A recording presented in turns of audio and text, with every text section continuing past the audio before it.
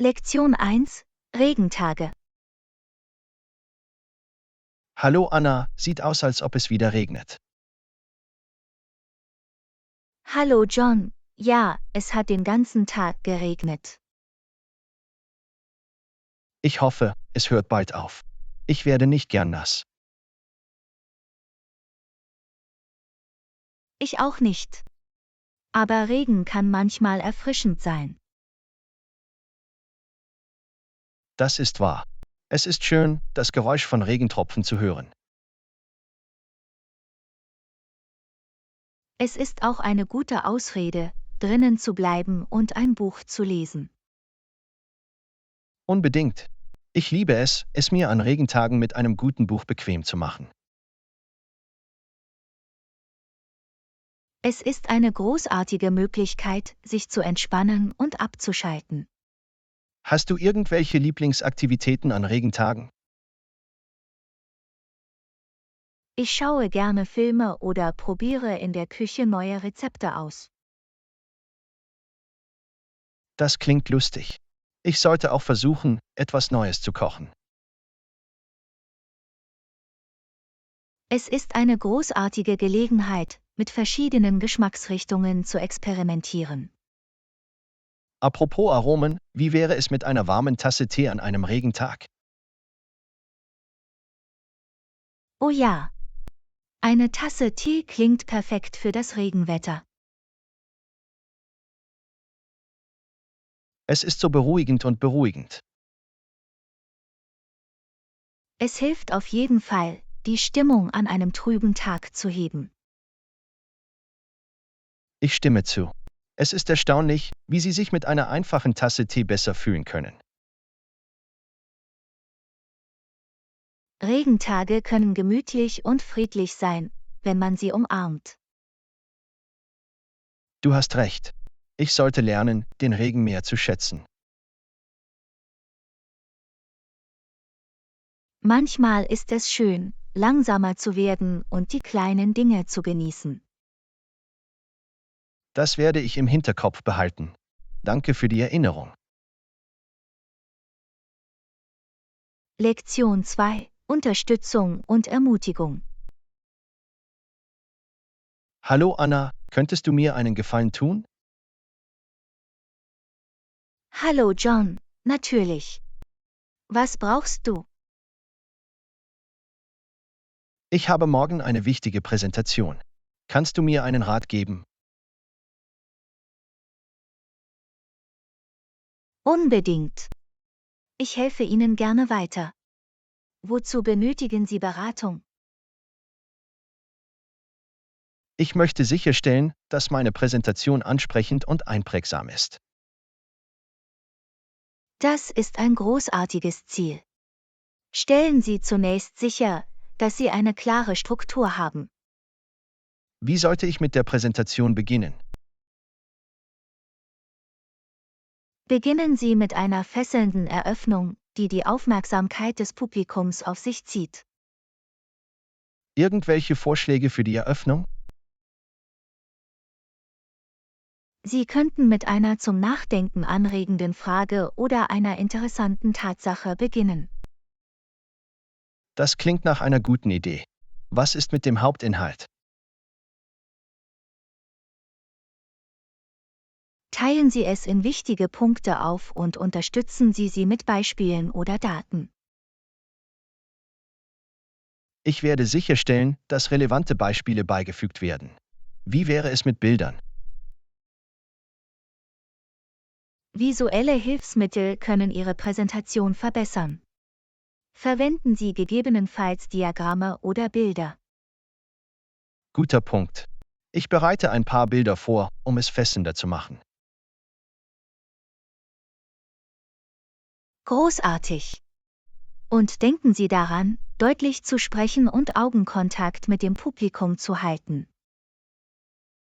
Ich werde meine Geburt üben, um sicherzugehen, dass ich selbstbewusst rüberkomme.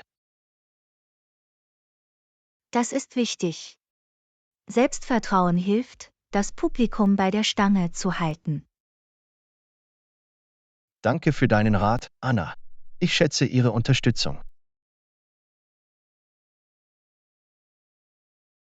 Du bist willkommen, John. Ich werde während Ihrer Präsentation an Sie denken.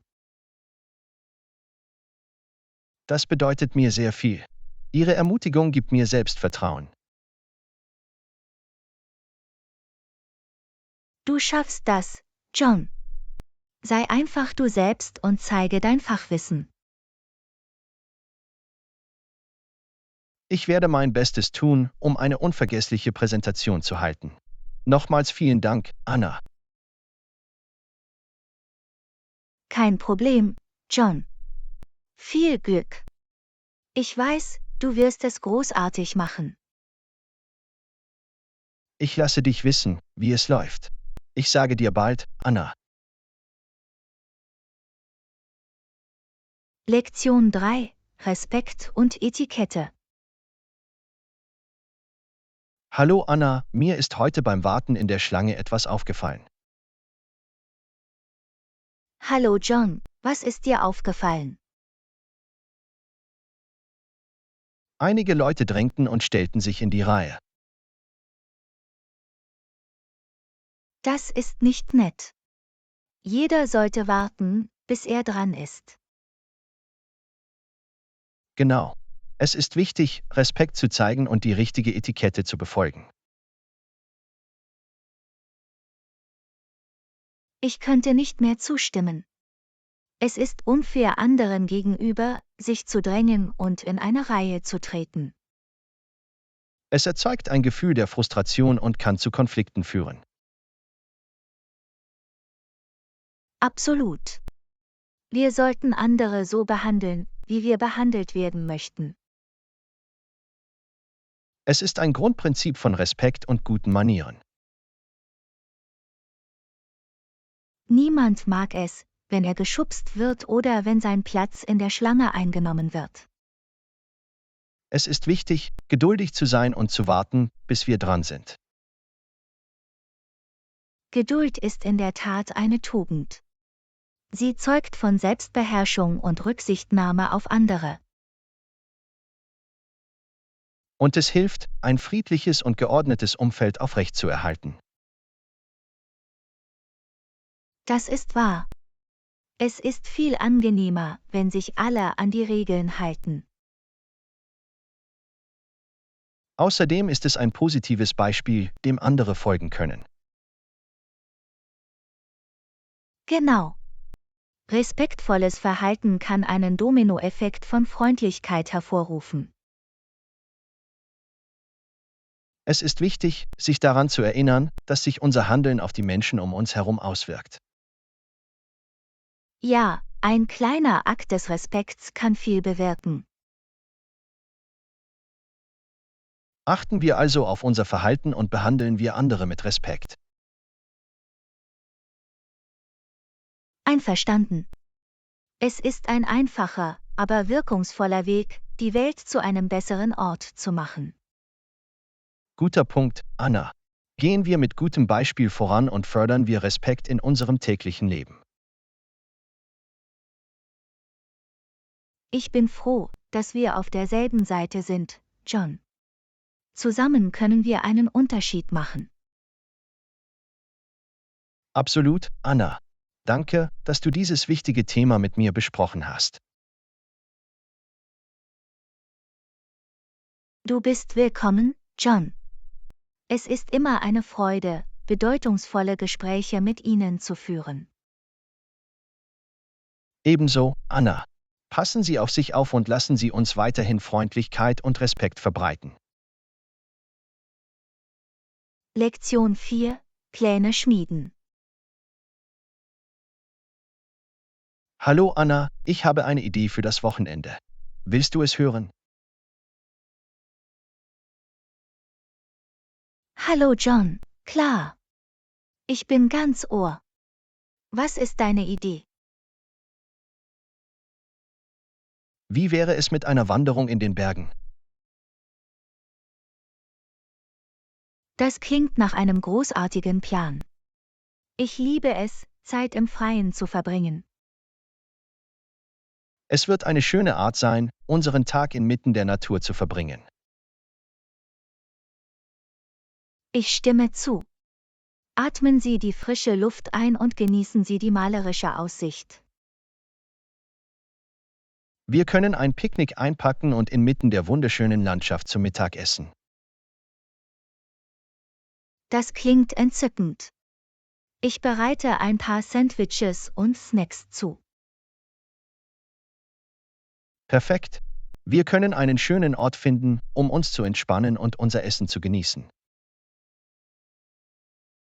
Und vielleicht ein paar Fotos machen, um die Erinnerungen festzuhalten. Gute Idee. Es wäre nett, unser Abenteuer zu dokumentieren. Wir sollten auch eine Karte mitbringen und sicherstellen, dass wir auf dem richtigen Weg bleiben. Sicherheit geht vor. Wir wollen uns nicht in der Wildnis verirren. Absolut. Schauen wir uns auch vorher die Wettervorhersage an. Richtig.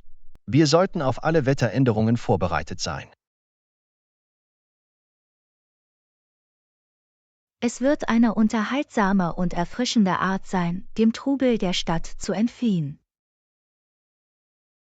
Ich freue mich darauf.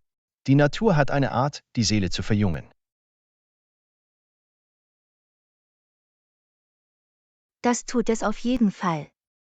Ich kann es kaum erwarten, die Schönheit der Berge zu erkunden. Ich auch nicht. Es wird ein Abenteuer voller Gelassenheit und Ruhe sein.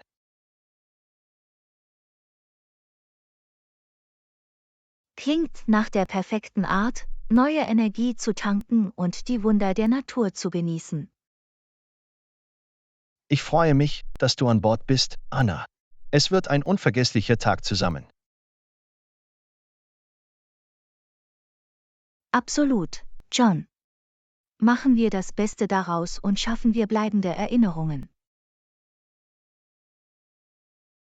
Einverstanden. Danke, dass du mich auf dieser Outdoor-Eskapade begleitet hast, Anna. Du bist willkommen, John. Ich freue mich auf unser Bergabenteuer. Ich auch. Machen wir uns bereit für ein fantastisches Wochenende. Bis bald, Anna. Lektion 5: Umweltbewusstsein. Hallo Anna, hast du die neuesten Nachrichten zum Klimawandel gesehen? Hallo John, ja, es ist ziemlich besorgniserregend. Die Erde braucht unsere Aufmerksamkeit. Absolut. Es erinnert daran, dass wir alle eine Rolle zu spielen haben. Wir müssen entschlossen sein, den Planeten für zukünftige Generationen zu schützen. Das ist richtig. Kleine Veränderungen in unserem täglichen Leben können einen großen Unterschied machen. Es ist wichtig, unseren CO2-Fußabdruck zu reduzieren und Ressourcen zu schonen. Wir können damit beginnen, energieeffiziente Geräte und LED-Lampen zu verwenden. Und indem Sie Licht und Elektronik ausschalten, wenn Sie sie nicht benutzen. Genau. Wir sollten auch unseren Wasserverbrauch einschränken und alle Leckagen beheben. Wassersparen ist von entscheidender Bedeutung, insbesondere in Gebieten mit Wasserknappheit. Wir können uns auch für wiederverwendbare Produkte anstelle von Einwegartikeln entscheiden. Absolut. Bringen Sie Ihre eigenen Taschen und Wasserflaschen mit, um Abfall zu vermeiden. Und vergessen wir nicht das Recycling. Es ist eine einfache Möglichkeit, Deponieabfälle zu minimieren. Richtig. Unsere Abfälle richtig sortieren und wann immer möglich recyceln. Ein weiterer wichtiger Aspekt ist die Erhaltung natürlicher Lebensräume und der biologischen Vielfalt. Wir können lokale Naturschutzbemühungen unterstützen und nachhaltige Produkte wählen. Und unterschätzen wir nicht die Macht von Bildung und Bewusstsein. Der Austausch von Informationen und die Aufklärung anderer sind der Schlüssel zu einer grüneren Zukunft. Gemeinsam können wir einen positiven Einfluss auf die Umwelt haben. Es ist eine kollektive Anstrengung, die Hingabe und Ausdauer erfordert. Wir sind es unserem Planeten und zukünftigen Generationen schuldig, Maßnahmen zu ergreifen. Absolut, John. Seien wir die Veränderung, die wir in der Welt sehen wollen. Ich freue mich, dass wir das gleiche Engagement teilen, Anna. Lassen Sie uns auch andere inspirieren. Definitiv, John. Unsere Entschlossenheit kann eine globale Bewegung auslösen. Danke, dass du dieses wichtige Thema mit mir besprochen hast, Anna. Danke auch, John. Lasst uns weiter das Bewusstsein schärfen und unseren Planeten schützen. Einverstanden. Zusammen können wir einen Unterschied machen. Mach's gut, Anna. Lektion 6: Reisepläne erstellen. Hallo Anna, ich habe über unseren bevorstehenden Urlaub nachgedacht. Hi John, das klingt aufregend. Was beschäftigt dich? Ich habe noch keine Entscheidung getroffen. Ich wollte das mit dir besprechen, bevor ich etwas buche. Ich freue mich, dass Sie mich in den Entscheidungsprozess einbeziehen möchten. Natürlich ist Ihr Input für mich wertvoll. Ich schätze unsere Partnerschaft. Das ist sehr rücksichtsvoll von dir, John. Also, was sind die Optionen?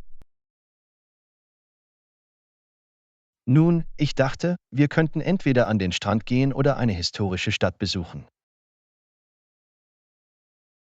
Beide Optionen klingen ansprechend. Kannst du mir mehr über jeden einzelnen erzählen? Der Strand wäre entspannend, mit Sonne, Sand und Wasseraktivitäten. Das klingt wunderbar. Ich könnte etwas Zeit gebrauchen, um mich zu entspannen und die Sonne zu genießen. Andererseits wäre der Besuch einer historischen Stadt lehrreich und kulturell bereichernd.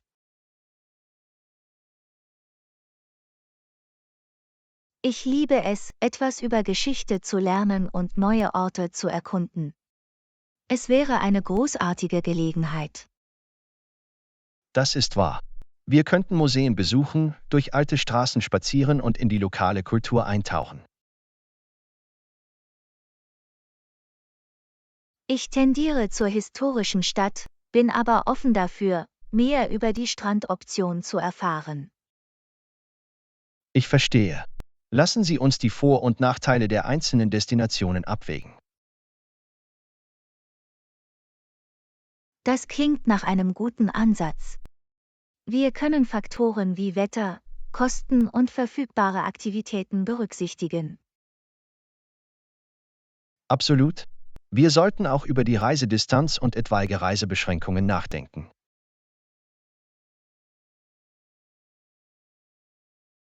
Guter Punkt. Sicherheit sollte bei der Planung unserer Reise Priorität haben.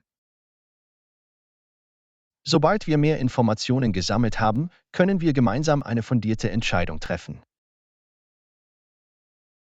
Ich schätze Ihren kooperativen Ansatz, John. Das erleichtert den Entscheidungsprozess. Ich glaube an gemeinsame Entscheidungen und die Berücksichtigung der Präferenzen des anderen. Es zeigt Respekt und stärkt unsere Bindung als Reisepartner. Das ist es, was ich anstrebe, Anna. Lassen Sie uns weiter recherchieren und unsere Optionen besprechen. Klingt nach einem Plan, John. Ich bin gespannt, wo wir am Ende hingehen. Ich auch, Anna. Ich schätze Ihre Meinung und freue mich darauf, diese Reise gemeinsam zu planen. Ebenso, John. Es wird ein unvergessliches Abenteuer. Halten wir uns gegenseitig auf dem Laufenden. Auf jeden Fall, Anna. Wir treffen die beste Entscheidung für uns. Wir sprechen uns bald wieder. Lektion 7: Erkundung der italienischen Architektur. Hallo Anna, ich habe nach Reisezielen gesucht und für mich sticht ein Besuch in Italien definitiv heraus. Hallo John, Italien ist bekannt für seine reiche Geschichte und atemberaubende Architektur. Ich bin fasziniert. Erzähl mir mehr. Nun, Italien beherbergt ikonische Bauwerke wie das Kolosseum und den schiefen Turm von Pisa. Das sind wirklich bemerkenswerte Wahrzeichen. Ich kann mir die Pracht und Schönheit vorstellen. Absolut. Und vergessen wir nicht die herrlichen Kathedralen wie den Petersdom in der Vatikanstadt.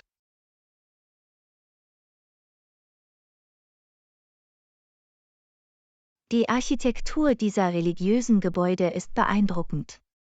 Ich würde es gerne aus erster Hand miterleben. In Italien gibt es auch Meisterwerke der Renaissance, darunter Michelangelos David und die Decke der Sixtinischen Kapelle.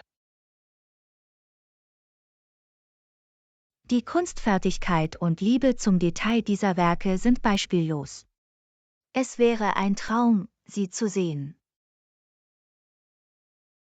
Und wenn wir die Städte erkunden, werden wir auf bezaubernde Straßen mit einzigartigen Architekturstilen stoßen. Ich habe von malerischen Städten wie Venedig mit seinem komplizierten Kanalsystem und den schönen Brücken gehört. Ja, Venedig ist bekannt für sein romantisches Ambiente und seine atemberaubende venezianische gotische Architektur. Es klingt wie ein märchenhaftes Reiseziel. Ich kann mir vorstellen, eine Gondelfahrt durch die Kanäle zu machen. Eine weitere erwähnenswerte Stadt ist Florenz, die für ihre Renaissance-Architektur und Museen bekannt ist.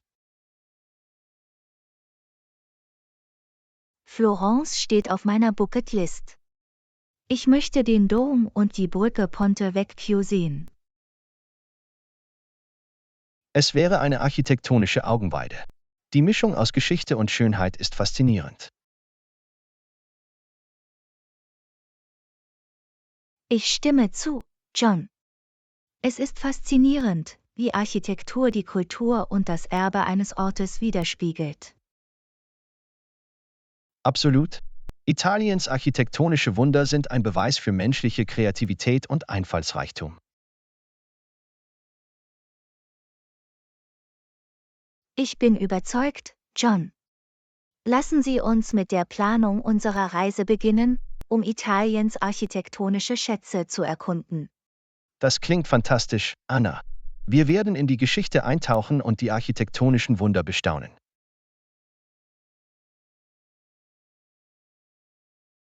Ich kann dieses Abenteuer kaum erwarten. Italien, wir kommen. In der Tat, Anna. Es wird ein unvergessliches Erlebnis sein. Machen wir das Beste daraus. Danke, dass du deine Begeisterung teilst, John. Lasst uns bleibende Erinnerungen in Italien schaffen. Danke auch, Anna. Ihre Begeisterung macht die Reise noch spezieller.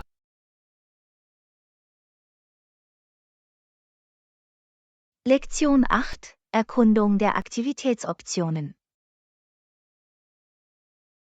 Hallo Anna, hast du darüber nachgedacht, welche Aktivitäten es für unseren Urlaub gibt? Hi John, nein, habe ich nicht. Ich bin offen dafür, verschiedene Optionen zu erkunden. Was schwebt dir vor? Nun, wir könnten in den Bergen wandern gehen, Wassersport am Strand ausprobieren oder sogar eine Stadtrundfahrt machen. Wandern klingt nach einer großartigen Möglichkeit, sich mit der Natur zu verbinden und atemberaubende Ausblicke zu genießen. Absolut.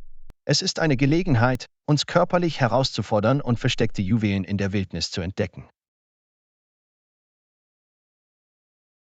Ich bin kein großer Wanderer, aber ich bin bereit, es auszuprobieren. Es könnte ein Abenteuer sein. Das ist der Geist, Anna. Wir können mit einem einfachen Trail beginnen und den Schwierigkeitsgrad schrittweise erhöhen. Klingt nach einem Plan. Welche anderen Aktivitäten haben Sie im Sinn? Wenn wir uns für den Strand entscheiden, können wir Wassersportarten wie Surfen, Schnorcheln oder sogar Paddeln nachgehen. Ich wollte schon immer mal Surfen ausprobieren. Es scheint berauschend und eine großartige Möglichkeit, Spaß im Wasser zu haben. Es ist eine aufregende Erfahrung, Anna. Wir können zusammen Unterricht nehmen und auf den Wellen reiten. Zählen Sie auf mich. Ich freue mich darauf, meine erste Welle zu reiten. Was steht noch auf der Aktivitätenliste? Bei einer Stadtrundfahrt können wir Museen, Kunstgalerien und historische Sehenswürdigkeiten besuchen und in die lokale Kultur eintauchen. Die reiche Geschichte und Kunstszene einer Stadt zu erkunden, klingt faszinierend. Ich bin ein großer Fan von Museen. Das ist toll, Anna. Wir können berühmte Kunstwerke bewundern, etwas über verschiedene Kulturen lernen und unser Wissen erweitern. Ich freue mich darauf. Es ist erstaunlich, wie viel wir durch Reisen und neue Erfahrungen lernen können. Absolut, Anna. Reisen öffnet unseren Geist und erweitert unsere Perspektiven. Wir haben also 3 Möglichkeiten: Wandern, Strandaktivitäten und Stadtrundfahrten. Es ist schwer, sich zu entscheiden. Ich stimme zu. Jede Option bietet ein einzigartiges Erlebnis. Vielleicht können wir Aktivitäten aus verschiedenen Kategorien kombinieren. Das ist eine brillante Idee, John. Wir können das Beste aus allen Welten haben und das Beste aus unserem Urlaub machen. Es geht darum, ein rundes Erlebnis zu schaffen und jeden Moment zu genießen. Ich könnte nicht mehr zustimmen. Lassen Sie uns mit der Planung unserer Reiseroute beginnen und sicherstellen, dass wir von allem ein bisschen haben. Klingt nach einem Plan, Anna. Wir werden einen abenteuerlichen Urlaub mit unvergesslichen Erinnerungen erleben. Ich kann es kaum erwarten, diese Reise mit dir zu beginnen, John. Es wird unglaublich werden. Ebenso, Anna. Machen wir diese Reise unvergesslich. Wir werden eine tolle Zeit erleben. Danke für deinen Enthusiasmus und deine Ideen, John. Gemeinsam werden wir das Beste aus unseren Aktivitäten machen. Danke auch, Anna. Ihre Energie und Bereitschaft, neue Dinge auszuprobieren, machen die Erfahrung noch besser. Es ist eine Teamleistung, John. Machen wir diesen Urlaub zu einem unvergesslichen Urlaub. Absolut, Anna. Wir werden Geschichten zu erzählen haben und Erinnerungen, die ein Leben lang halten werden. Ich kann es kaum erwarten, diese Erinnerungen mit dir zu schaffen, John. Lass uns mit unserer Planung beginnen. Auf jeden Fall, Anna. Es ist Zeit, unsere Ideen in die Realität umzusetzen. Lass das Abenteuer beginnen. Lektion 9: Reisedauer. Hallo Anna, bei der Reiseplanung kommt es darauf an, wie viel Zeit du hast. Aber ich würde mindestens 2 Wochen empfehlen. Hallo John, ich stimme zu. 2 Wochen bieten ein intensiveres Erlebnis und ausreichend Zeit zum Erkunden. Genau. Es gibt uns die Möglichkeit, mehrere Ziele zu besuchen und die lokale Kultur wirklich kennenzulernen. Ich denke, es ist wichtig, ein Gleichgewicht zwischen dem Besuch der Hauptattraktionen und gemütlichen Tagen zu finden. Absolut. Wir wollen nicht alles überstürzen, sondern auch das Beste aus unserer Zeit machen. 2 Wochen würden es uns ermöglichen, tiefer in die lokalen Bräuche und Traditionen einzutauchen. Es würde uns auch die Möglichkeit geben, die ausgetretenen Pfade zu verlassen und versteckte Juwelen zu entdecken. Ich liebe die Idee, die Touristenpfade zu verlassen und die authentische Essenz eines Ortes zu entdecken. Dort passiert die wahre Magie, Anna. Die Erkundung weniger bekannter Orte führt oft zu unvergesslichen Erlebnissen.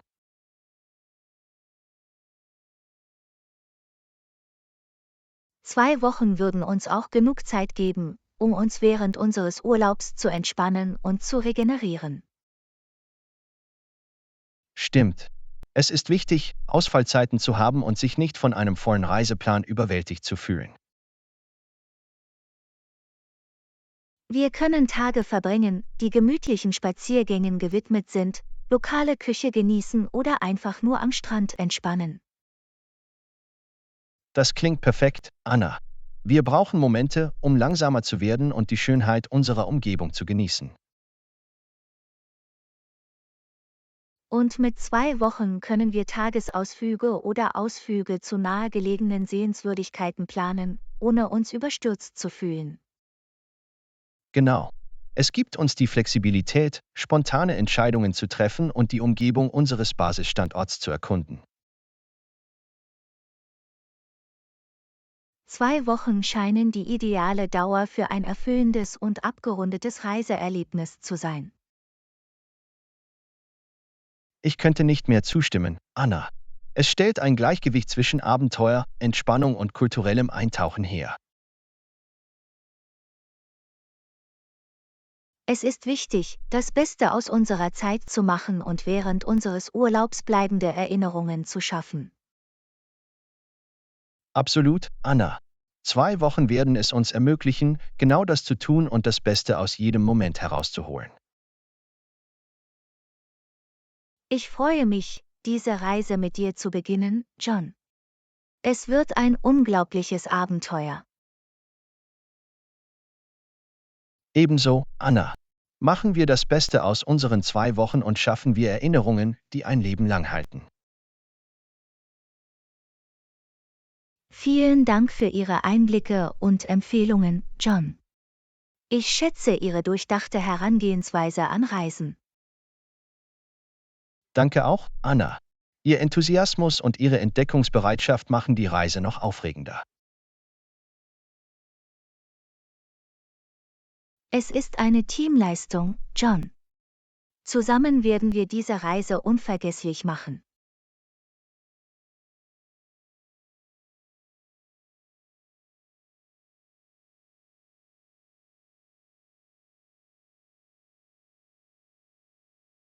Lektion 10: Optionen erkunden. Hallo Anna, kannst du eine Website oder App vorschlagen, auf der ich verschiedene Optionen für verschiedene Dinge durchsuchen kann? Hallo John, klar. Hast du von Explore Now gehört? Es ist eine großartige Plattform, die eine Vielzahl von Optionen für unterschiedliche Interessen bietet. Das klingt perfekt, Anna. Ich suche eine Plattform, die eine große Auswahl bietet.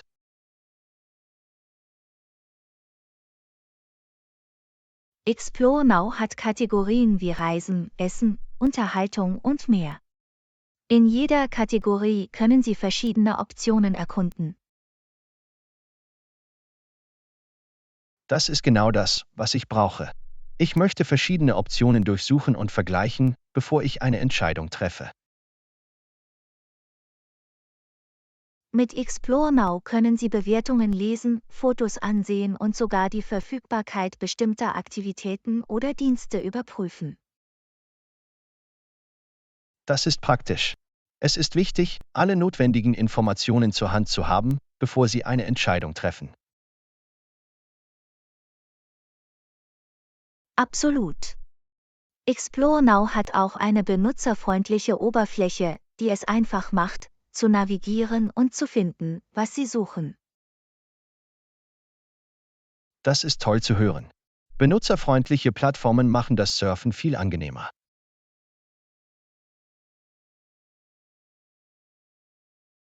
Eine weitere Option, die Sie in Betracht ziehen können, ist Quasefinder.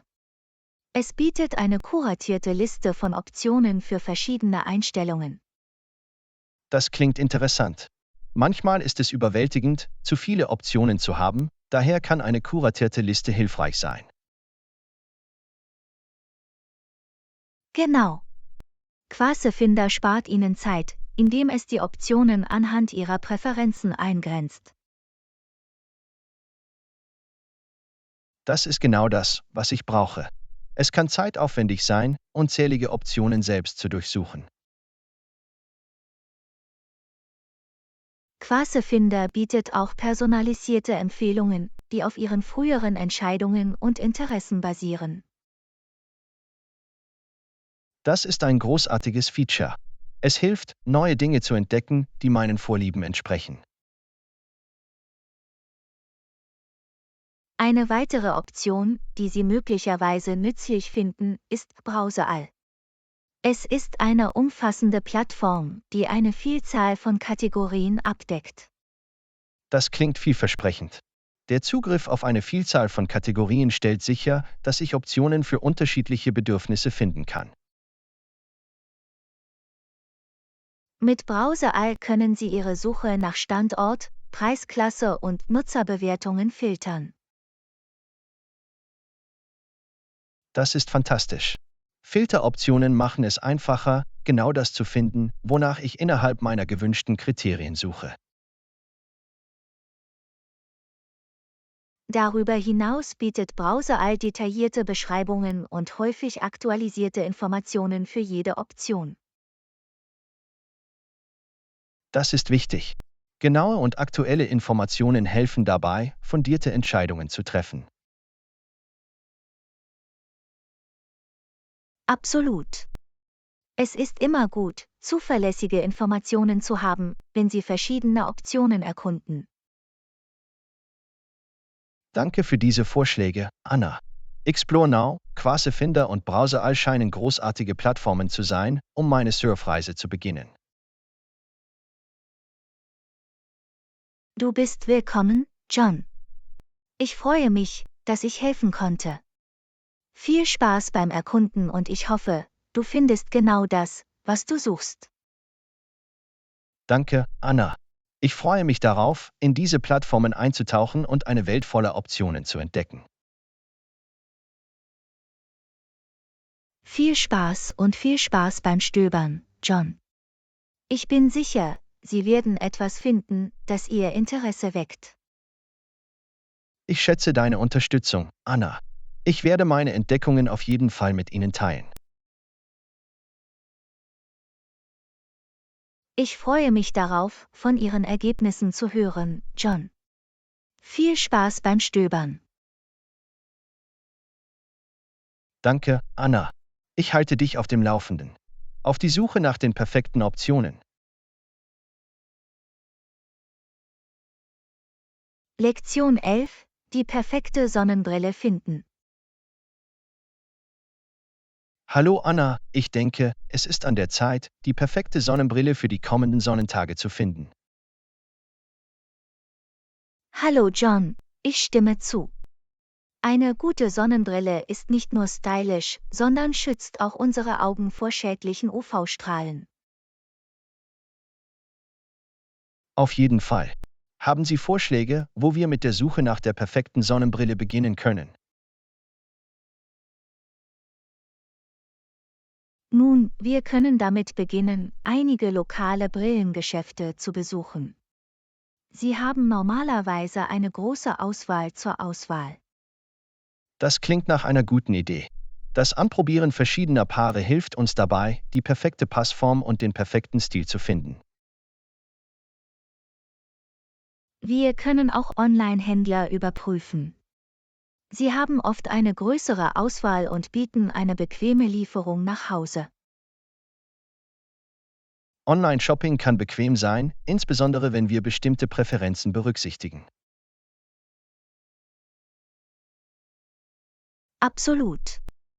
Wir können bequem von zu Hause aus verschiedene Stile, Fassungen und Linsenoptionen durchstöbern.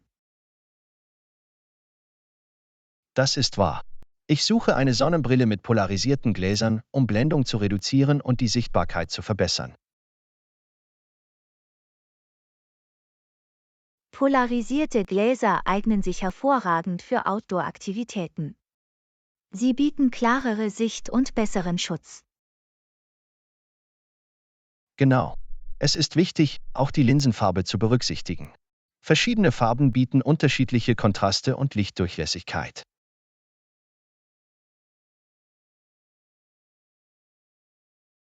Das ist ein gutes Argument.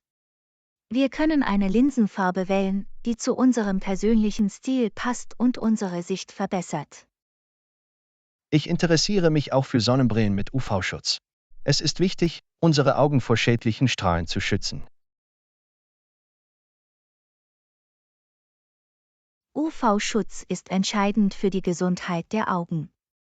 Wir sollten nach Sonnenbrillen suchen, die 100%igen UV-Schutz bieten. Einverstanden. Wir sollten auch das Rahmenmaterial berücksichtigen.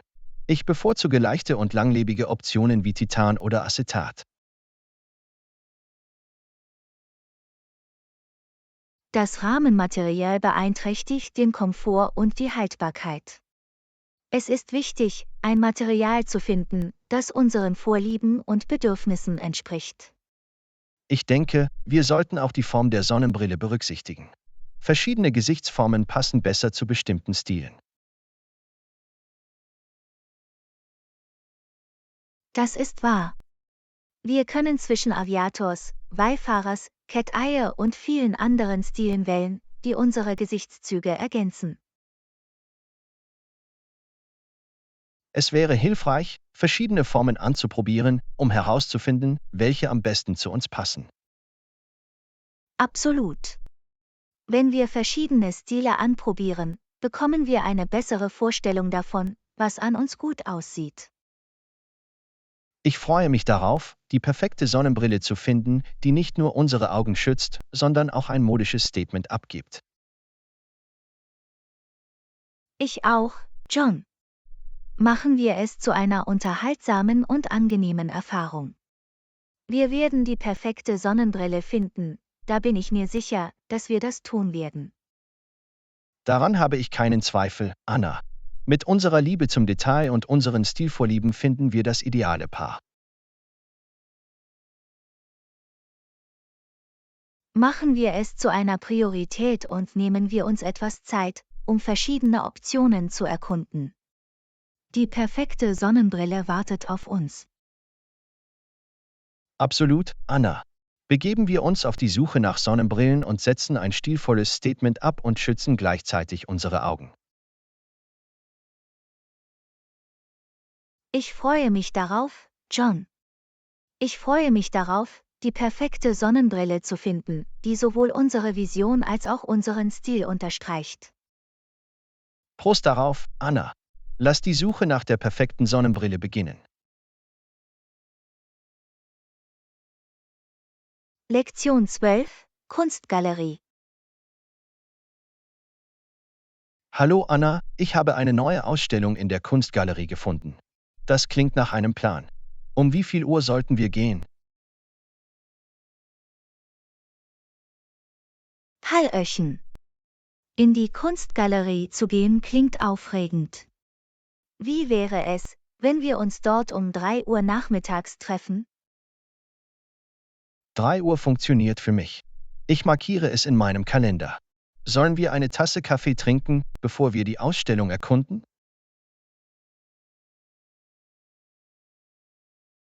Das ist eine tolle Idee. Wir können uns gegen 2:30 Uhr im Café in der Nähe der Galerie treffen. Das gibt uns etwas Zeit zum Plaudern, bevor wir in die Kunst eintauchen. Perfekt. Ich diskutiere gerne bei einer Tasse Kaffee über Kunst. Ich freue mich auf unser Gespräch vor der Galerie.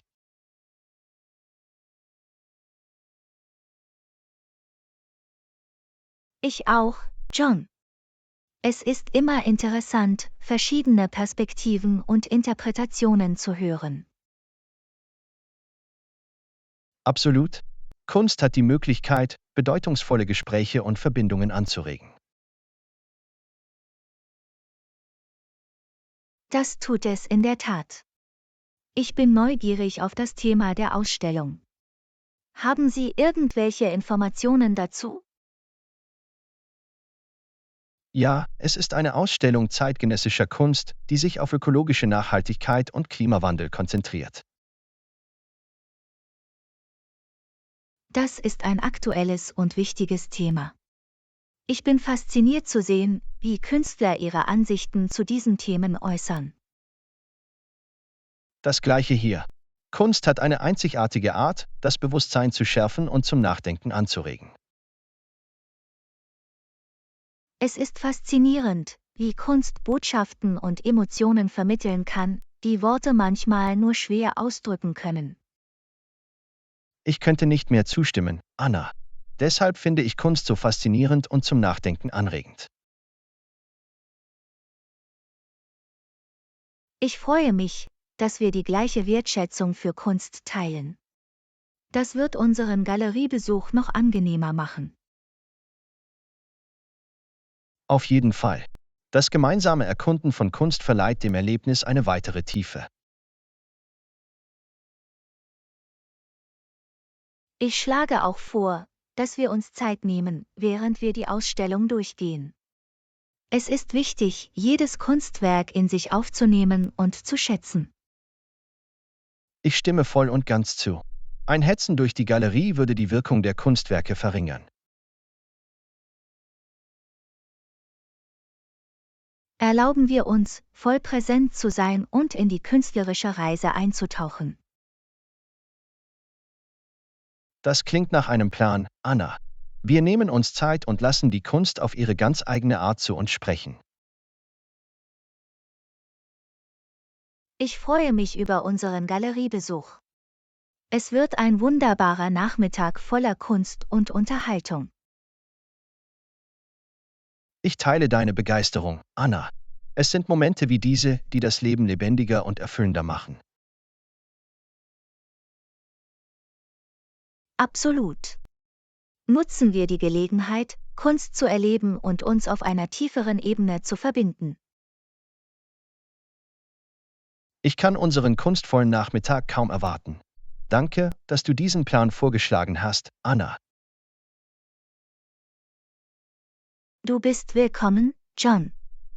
Es ist mir eine Freude, diese Erfahrungen mit Ihnen zu teilen. Wir sehen uns in der Galerie. Wir sehen uns dort, Anna. Ich freue mich auf unser gemeinsames Kunstabenteuer. Lektion 13: Verstellbare Bänder für eine perfekte Passform. Hallo Anna, ist dir aufgefallen, dass die meisten Hüte heutzutage verstellbare Bänder für eine perfekte Passform haben? Hallöchen. Ja, habe ich. Es ist eine großartige Funktion, mit der wir die Passform an unsere Kopfgröße anpassen können. Auf jeden Fall. Es ist viel praktischer, als sich ausschließlich auf die feste Größe des Hutes zu verlassen. Ich stimme zu. Verstellbare Bänder sorgen für eine bequeme Passform für alle, unabhängig von ihrer Kopfgröße. Dies ist besonders nützlich, wenn Sie Hüte online kaufen, da wir sie nicht vorher anprobieren können. Das ist wahr. Mit verstellbaren Bändern können wir die Passform optimieren, auch wenn die Mütze etwas größer oder kleiner als erwartet ankommt. Mir ist auch aufgefallen, dass verstellbare Bänder bei Uhren üblich sind. Sie erleichtern es, eine bequeme Passform am Handgelenk zu erreichen. Ja, verstellbare Uhrenarmbänder sind großartig, weil wir sie an unsere bevorzugte Enge oder Lockerheit anpassen können. Es ist viel besser, als ein Uhrenarmband mit fester Größe zu haben, das möglicherweise nicht perfekt passt. Absolut. Ein gut sitzendes Uhrenarmband sorgt dafür, dass die Uhr an ihrem Platz bleibt und nicht verrutscht. Das ist wahr. Das ist sowohl für den Komfort als auch für die Funktionalität wichtig. Verstellbare Bänder sind nicht nur auf Hüte und Uhren beschränkt. Ich habe sie auch in Schuhen gesehen. Wirklich? Das wusste ich nicht. Wie funktionieren verstellbare Bänder in Schuhen?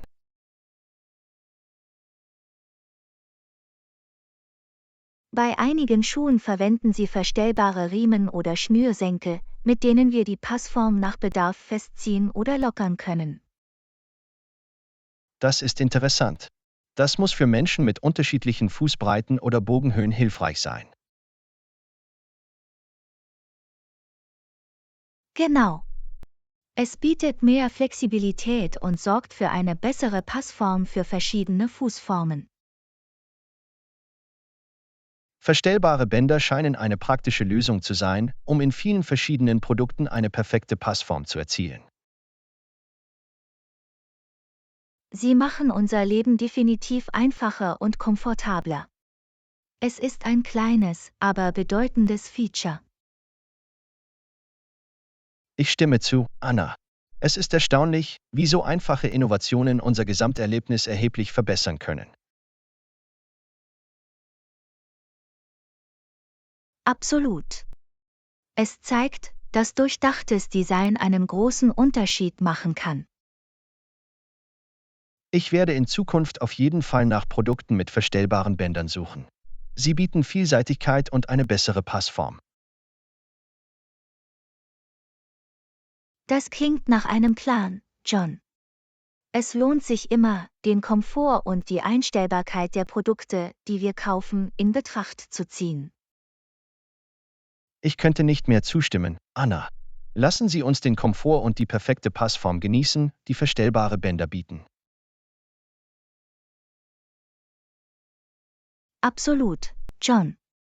Es sind die kleinen Details, die einen großen Einfluss auf unseren Alltag haben können. Gut gesagt, Anna. Auf bequeme und gut sitzende Hüte, Uhren, Schuhe und mehr.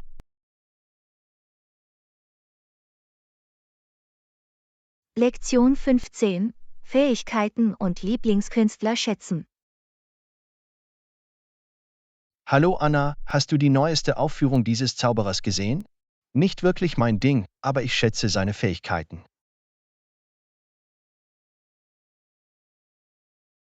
Hallöchen.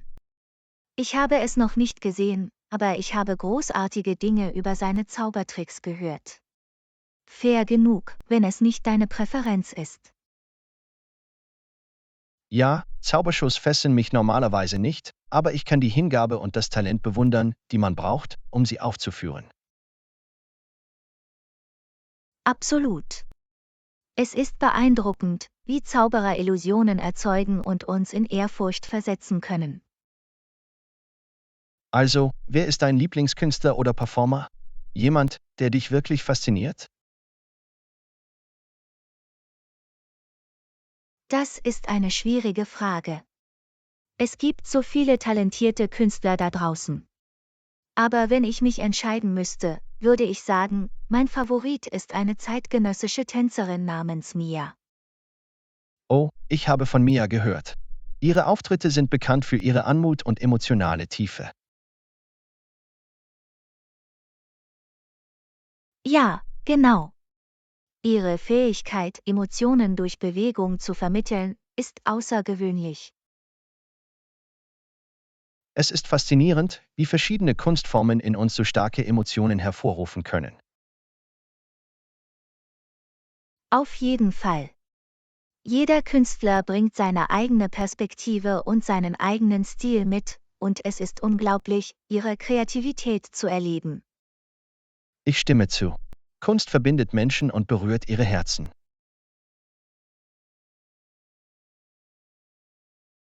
Das ist das Schöne an Kunst. Sie ermöglicht es uns, Emotionen auf tiefgründige und bedeutungsvolle Weise zu erforschen und zu erleben. Absolut. Und es ist wunderbar, dass wir alle unsere eigenen Vorlieben und Favoriten haben.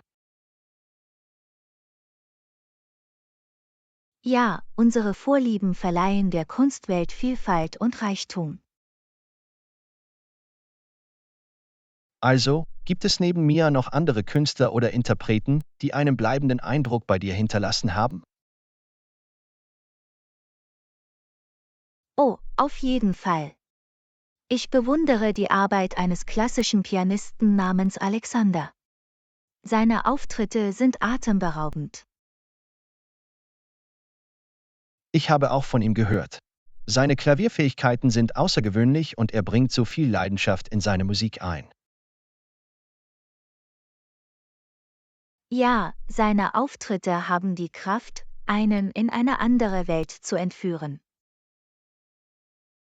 Es ist erstaunlich, wie Künstler ein Erlebnis schaffen können, das über unsere alltägliche Realität hinausgeht. Das ist die Magie der Kunst. Es ermöglicht uns, zu entkommen, zu reflektieren und uns mit etwas Größerem zu verbinden. Es ist wahr. Kunst hat die Fähigkeit, uns auf eine Weise zu inspirieren und zu erheben, die Worte oft nicht können. Absolut. Es ist eine universelle Sprache, die von Menschen aus allen Lebensbereichen verstanden und geschätzt werden kann. Ich freue mich, dass wir verschiedene Kunstformen schätzen können und Freude an den Talenten verschiedener Künstler haben. Ich auch, John. Es ist ein Beweis für die Weite und Schönheit der Kunstwelt. In der Tat. Lasst uns weiterhin Kunst in all ihren Formen erforschen und feiern, von Magie über Tanz bis hin zu Musik und vielem mehr. Ich könnte nicht mehr zustimmen, John. Auf die Künstler, die unser Leben bereichern und der Welt Schönheit bringen. Prost darauf, Anna.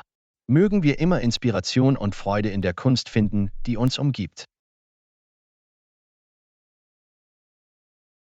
Lektion 16.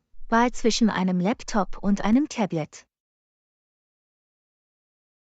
Hallo Anna, wenn es um Technologie geht, denkst du, es ist besser, einen Laptop oder ein Tablet zu kaufen? Es hängt von Ihren Bedürfnissen ab, aber das Tablet bietet mehr Speicherkapazität. Hallöchen. Es hängt wirklich davon ab, wofür Sie es verwenden werden. Tablets eignen sich hervorragend für Portabilität und Unterhaltung, aber Laptops bieten mehr Funktionen. Das ist wahr. Wenn Sie ein Gerät für produktive Aufgaben wie das Schreiben von Dokumenten oder das Bearbeiten von Fotos benötigen, ist ein Laptop möglicherweise die bessere Wahl. Absolut. Laptops verfügen in der Regel über mehr Rechenleistung und eine vollständige Tastatur, wodurch sie sich besser für berufliche Aktivitäten eignen. Wenn Sie jedoch hauptsächlich Medien konsumieren, Spiele spielen oder im Internet surfen, kann ein Tablet eine praktische und vielseitige Option sein. Ja, Tablets sind leicht, einfach zu transportieren und bieten Touchscreen-Funktionen, die bestimmte Aufgaben erleichtern können. Ein weiterer Vorteil von Tablets ist die Verfügbarkeit einer größeren Speicherkapazität. Im Vergleich zu den meisten Laptops können Sie auf einem Tablet mehr Apps, Dateien und Medien speichern. Das ist ein gutes Argument. Wenn Sie viele Filme, Musik oder Fotos haben, die Sie bei sich haben möchten, kann ein Tablet ausreichend Speicherplatz bieten. Auf der anderen Seite sind Laptops häufig mit größeren Bildschirmen ausgestattet, was für Aufgaben, die mehr visuelle Fläche erfordern, von Vorteil sein kann. Genau. Wenn Sie an komplexen Tabellen, Videobearbeitung oder Grafikdesign arbeiten, kann ein größerer Bildschirm auf einem Laptop komfortabler und effizienter sein. Laptops verfügen in der Regel auch über mehr Konnektivitätsoptionen wie USB-Anschlüsse, Ethernet-Anschlüsse und HDMI-Ausgänge, die für den Anschluss an externe Geräte nützlich sein können. Das ist wahr. Tablets haben in der Regel weniger Anschlüsse und sind stärker auf drahtlose Verbindungen angewiesen. Es lohnt sich, Ihre spezifischen Bedürfnisse und Vorlieben zu berücksichtigen, bevor Sie eine Entscheidung treffen. Berücksichtigen Sie die Aufgaben, die Sie ausführen werden, und die Mobilität, die Sie benötigen. Auf jeden Fall. Wenn Sie Ihre Prioritäten einschätzen, können Sie das Gerät auswählen, das am besten zu Ihrem Lebensstil und Ihren Nutzungsmustern passt. Letztlich haben sowohl Laptops als auch Tablets ihre eigenen Vor- und Nachteile. Es geht darum, das richtige Gleichgewicht für Ihre Bedürfnisse zu finden. Absolut. Es ist wichtig, die Vor- und Nachteile abzuwägen und eine fundierte Entscheidung auf der Grundlage dessen zu treffen, was Sie am meisten schätzen. Wenn Sie sich also zwischen einem Laptop und einem Tablet entscheiden müssten, zu welchem würden Sie sich neigen? Persönlich würde ich eher zu einem Laptop tendieren, weil ich viel schreibe und redigiere. Aber ich kann den Reiz eines Tablets aufgrund seiner Portabilität erkennen. Ich verstehe. Es geht darum, das richtige Tool zu finden, das Ihren spezifischen Anforderungen entspricht. Genau.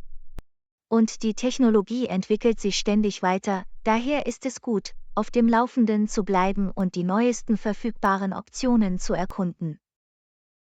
Gut gesagt, Anna. Lassen Sie uns die Technologie nutzen, die unser Leben verbessert und uns hilft, unsere Ziele zu erreichen. Prost darauf, John. Es geht darum, fundierte Entscheidungen zu treffen und das Potenzial der Technologie voll auszuschöpfen. Prost! Mögen wir immer die richtigen Geräte finden, die unseren Bedürfnissen entsprechen und unsere digitalen Erlebnisse reibungslos gestalten.